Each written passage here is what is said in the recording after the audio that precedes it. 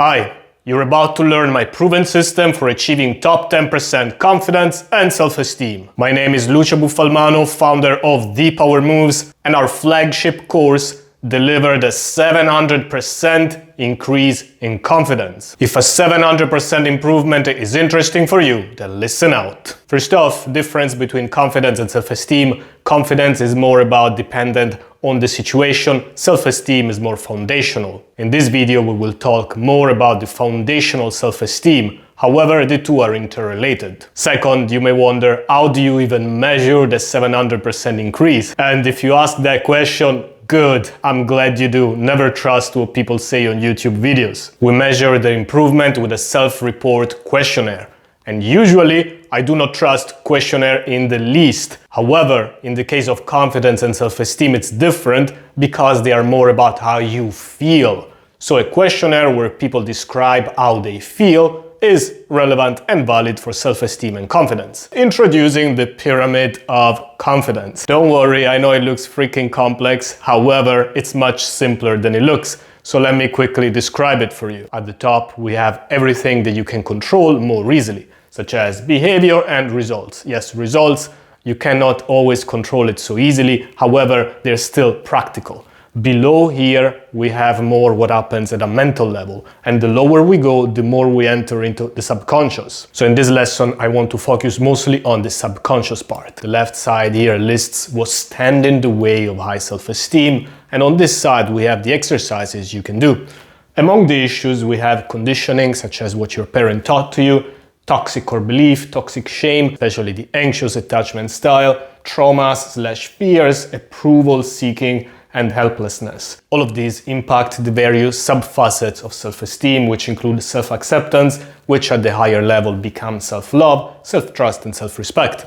I want to start with self-acceptance because I believe it's the most foundational. And to make this as practical as possible, we're gonna jump right away to the exercises you can do for self-acceptance. Now, if you're a guy, let me warn you, these can sound a little bit not very masculine, effeminate, and back in the days, we could have called them gay. However, please don't let that stop you. Don't think that way because these are foundational for you to flourishing as a man. The most popular that you will often hear online are about standing in front of a mirror, sometimes naked, and telling yourself, I love you. I told you that they sound a little bit weird, but still, that exercise is actually good. The only limitation with that is that you standing in front of a mirror is you as an adult. Ideally here, we want to heal the wounds that you had as a child. So personally, I recommend and advise that you start with meditation. Ideal of the ideal is a picture of you as a child when you look happy but naive. We want to heal and protect that baby within you. So you sit down, meditate, and after a while, when you're relaxed, you start thinking about yourself as a child.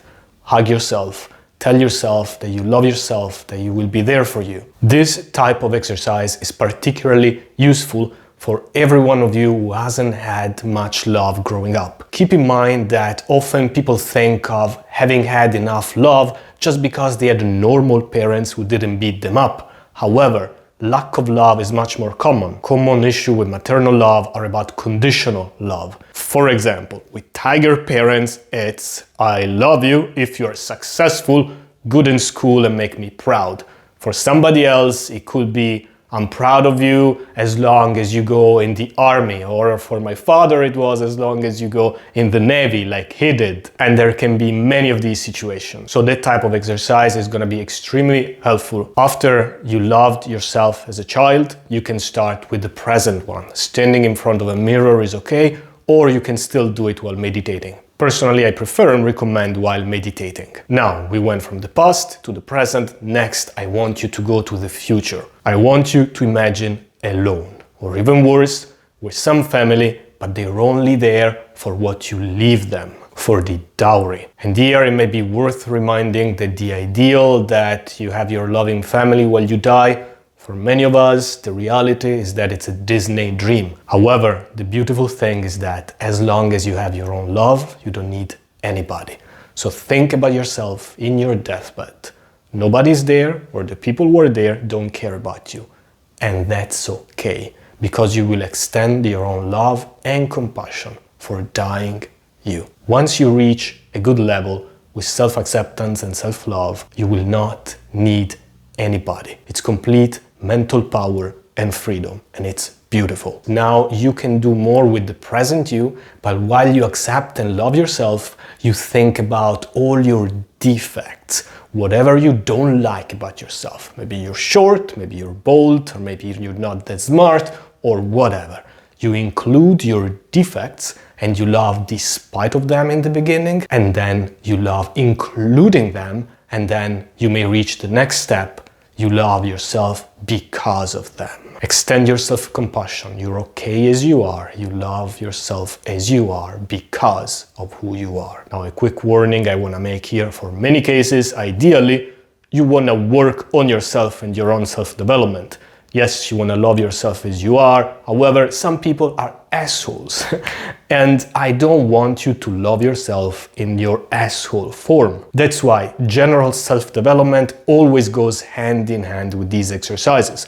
You develop yourself, you stop manipulating, you stop playing power moves, you uplift people, and then you have real good reason to truly accept and love yourself. Next level, maybe we can talk about traumas and fears. Now, not everybody has traumas, so don't run to therapy, but some people have them, in which case therapy can be very helpful. Common fears instead include fear of rejections, fear of aggression, fear of confrontations, and these often cluster with the people-pleasing personality, in vernacular, the too nice guy. Good approaches for this one include exposure therapy, such as you get exposed yourself to the thing you fear. Some people are also afraid of physical confrontation. So in these cases, behaviors such as going to a dojo, learning martial arts, boxing or whatever can be very helpful. And yes, usually behavior struggles to fix everything at the subconscious level, but in this case, it's very helpful. For other fears such as strong emotion, you can actually go through a type of therapy where people can yell at you and you just stand there and you reply calmly.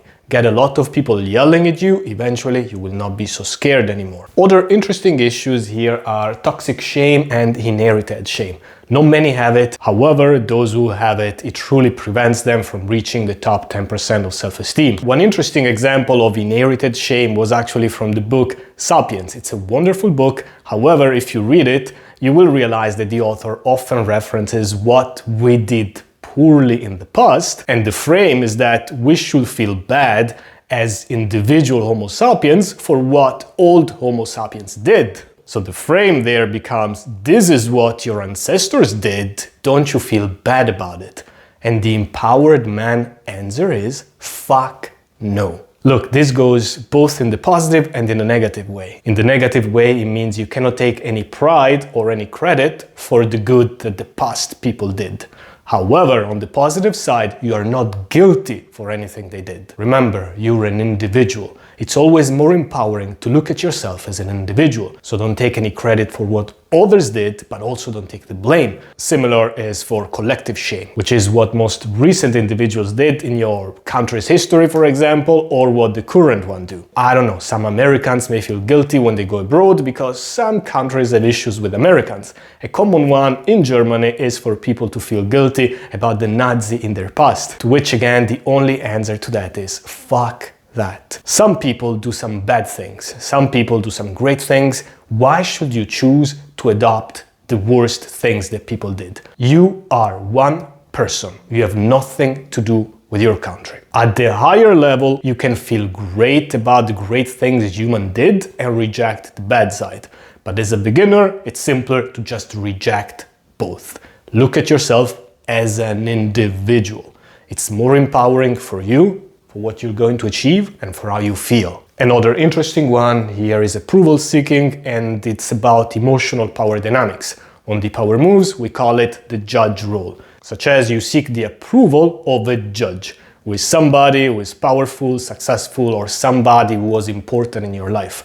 Often it's a parent, but not always. The first step to curing this is realizing that you are seeking someone's approval. Sometimes it's easier to realize it because you just want others to like you. But some other times it's not as easy because we don't always seek their approval, but we just seek their company. Or some other times we do the opposite, whatever they will disapprove of. This is the typical rebel behavior of the teenager, but some people keep doing it also as adults. Some other times we don't even seek the approval of a specific person, but we seek the approval of a specific group. This is why also we at the Power Moves often recommend that you develop yourself as an individual first before joining a group. There are several issues with group.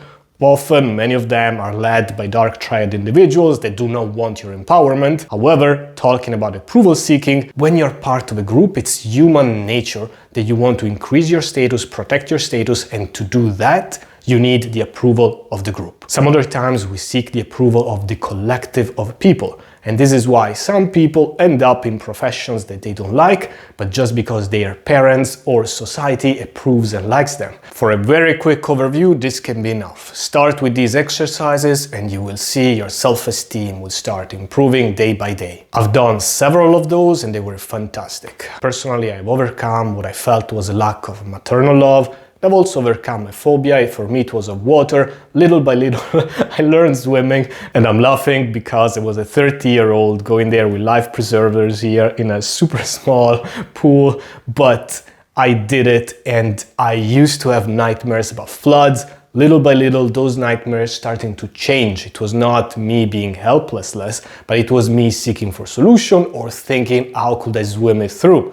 And today I can't even remember the last time I had a nightmare/dream about floods. If any of this was any helpful, we have much more and many more exercises in Confidence University, both at the subconscious level and even more at all these other levels. We combine high power mindsets and beliefs with those that are anti-fragile. As you've seen, we start from the bottom, addressing the more foundational issues, and then we build little by little until you will get concrete real-life results, and you will go through life respecting yourself, loving yourself, and with the confidence and self-esteem of a top 10% and maybe even top 1% men. Check the link in the description and I'll see you in the next video. See you guys. Ciao, ciao. Cheers.